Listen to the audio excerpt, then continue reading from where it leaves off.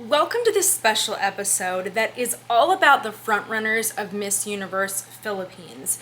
Specifically, I'm going to be talking about our pageant veterans that are coming back to the pageant to compete. My name is Dani, and if you like content like this, please support the channel by subscribing, hitting that super thanks button, or checking out memberships for access to exclusive episodes. The other thing I'll mention is if you see any products that I'm wearing or things that I'm wearing, then you can always find information about those things in the description. The reason I'm singling out this class of Miss Universe Philippines to talk about this is because I cannot recall a time for any other national pageant where we saw a group of veterans quite like this, not only in the Philippines, but in any large national competition. I feel like to have this volume of veterans is really unique. And in this episode, let me be clear, I'm not even getting into the contestants who have also won and held provincial titles. I'm talking about the contestants who have competed in other international pageants primarily, or in Miss Universe Philippines. So let's get into this, beginning with Atisa. So Atisa, if you have followed her journey, she competed in Binibining Pilipinas in 2018.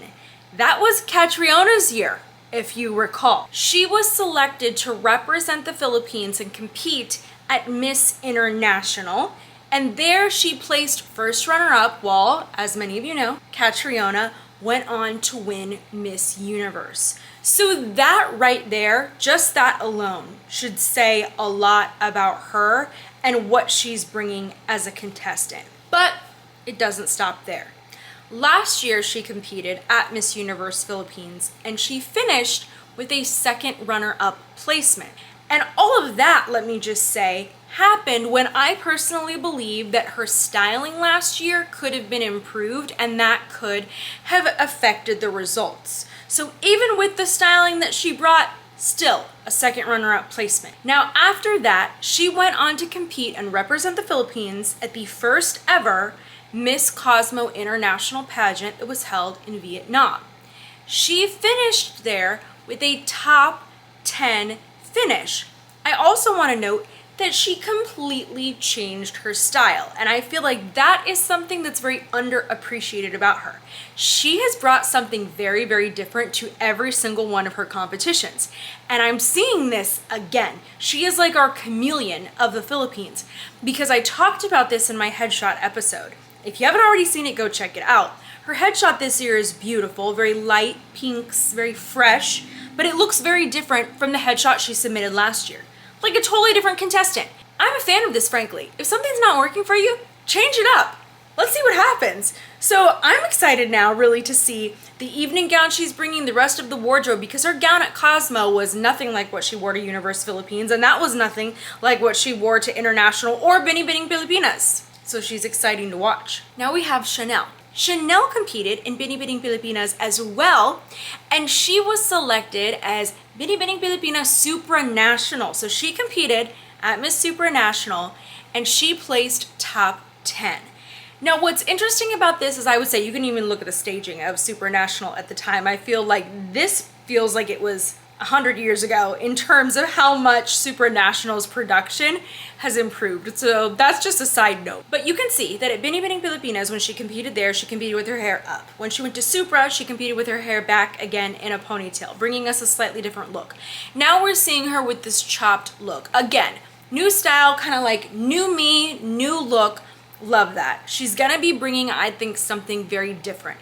Her wardrobe is already very different, and I shared about this in the press presentation. She wore this really cool red and black custom piece, and it was awesome. So it gets me excited for the rest of her wardrobe. But keep a lookout for her. Chelsea competed as well in Binibining Pilipinas. She competed in 2022, and she went home with the title of Binibining Pilipinas Globe. So she went on to represent the Philippines at Miss Globe, where she had a top 15 international finish.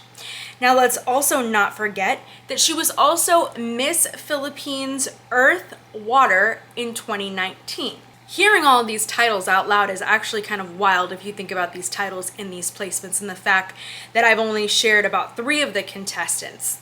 this year, but we're gonna keep going. Now we have Jessica. Very photogenic, very beautiful. I did talk about her in my headshot episode. I learned in 2018, she competed and placed as second runner-up in Miss Asia Pacific International. And she also placed second runner-up more recently at Miss Earth Canada in 2022. So we're seeing national and international experience. Katrina, one of my personal favorites. She competed and represented the Philippines in Reina Hispanoamericana in 2019, and she had a 5th runner-up finish. You can see that she has literally had a major glow up even since then. She was beautiful then, but huge glow up. She also competed at Miss Universe Philippines in 2022. We can also mention that she was the swimsuit challenge winner that year, and she went home with a 2nd runner-up finish. And I absolutely loved her finals gown and her styling, which is why I have great hopes for her. I love her. Teresita competed at Binibining Pilipinas in 2015 and had a top 15 finish that year. Then she competed at Miss World Philippines. Now, she didn't win that title, but at that pageant, she was selected as the Philippines representative for Reina Hispanoamericana. She went to the 2017 international competition and became the first Filipina to take home that international title. A lot of people also note that she is cousins to Michelle D, who, of course, was Miss Universe Philippines 2023, and her mother was Miss International, also historically the youngest ever Miss International, who of course represented the Philippines. So pageantry runs in their blood. Tyra also has international competition experience. She competed at Top Model of the World in 2019 and was awarded as Miss Globe in that competition. Ilana, she also competed at Binibining Pilipinas in 2022. During that competition, she finished in the top 12 and she was awarded as the face of Binibining. Only 1 year later, she competed for Miss Earth Philippines 2023 and won that title. She then went on to the Miss Earth competition and nearly snagged another crown for the Philippines for Miss Earth. She ended up in the top 2 and was eventually selected and crowned as Miss Earth Air. I also want to mention that it's not uncommon for a pageant veteran to win Miss Universe Philippines. I also don't feel like it's necessarily expected of a title holder or necessary, but we do see it. And I didn't even realize that last year, Chelsea, who won, that she had actually competed for Miss World Philippines in 2017 and had a top 15 finish. So she also was not a stranger to pageantry, and this is pretty common. Now, I don't think that that excludes any new contestants from winning.